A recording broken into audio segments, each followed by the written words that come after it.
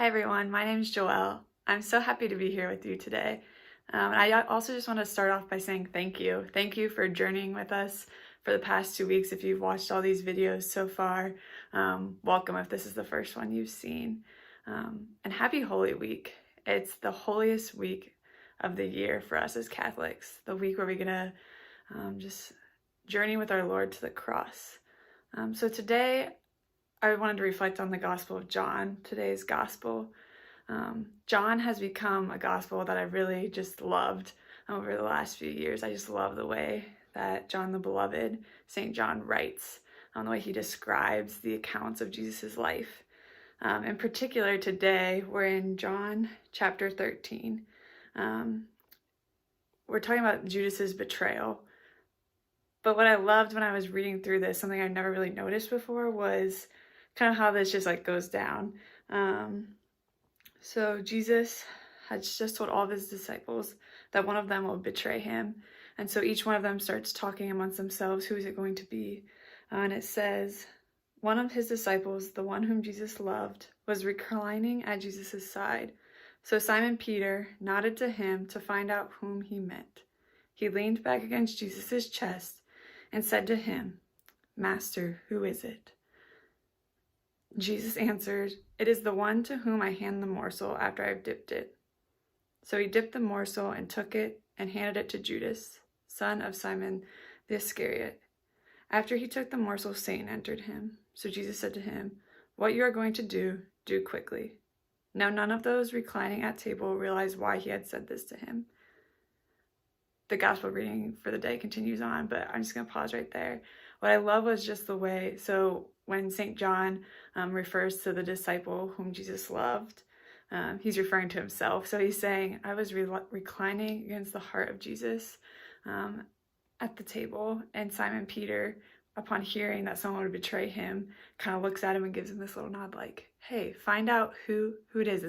Who is it? So St. John leans back and asks the Lord, whispers to him while everybody else probably didn't hear it because it said none of the others realized why Jesus had said that to Judas.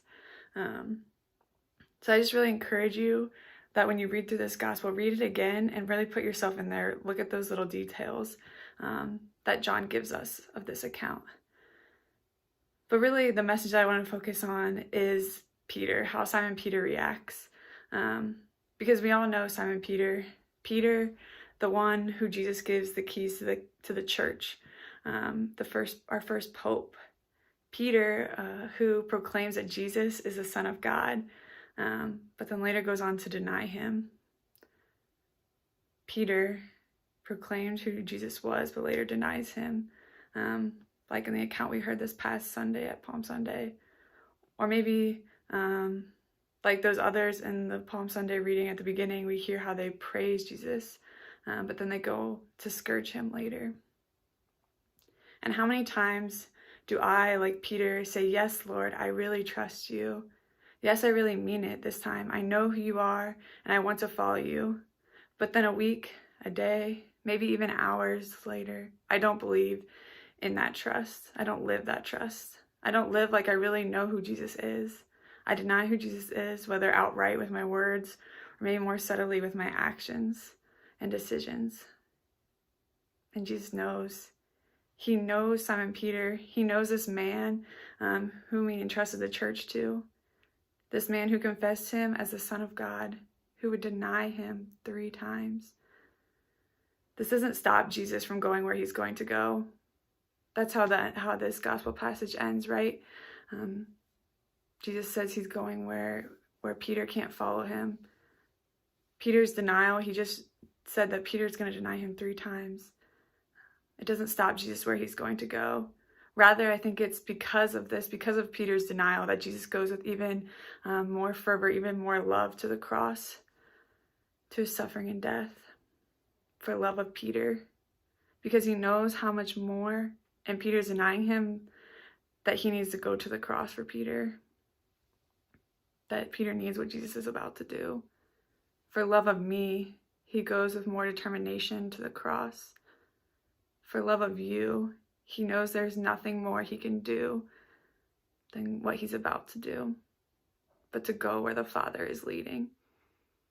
Because not out of our perfection did he take the cross, but because of our lack, because of our imperfection, our failing.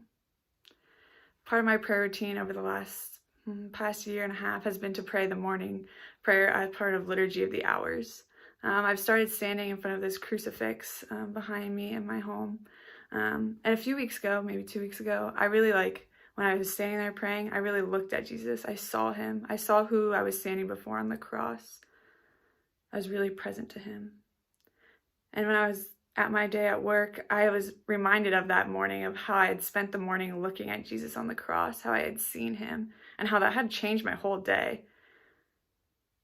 Spending time with Jesus, looking at him on the cross in the morning, had changed my entire day.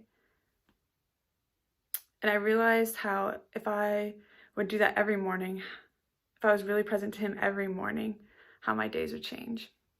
So I want to encourage you to sit in front of a crucifix. If you have a physical one in your home, fantastic, sit there.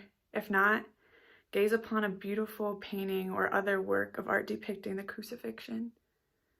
Spend just as much time as you have watching this video sitting in front of him, because his love is what will change everything. Not my words, but his love. Sit in front of a crucifix and gaze on him, gaze on Jesus, who out of love for you went there, sit there knowing that he knew that we would deny him, that he knew Simon Peter would deny him, and yet he took the cross. Yes, yet he went there. He was willing to go there for us.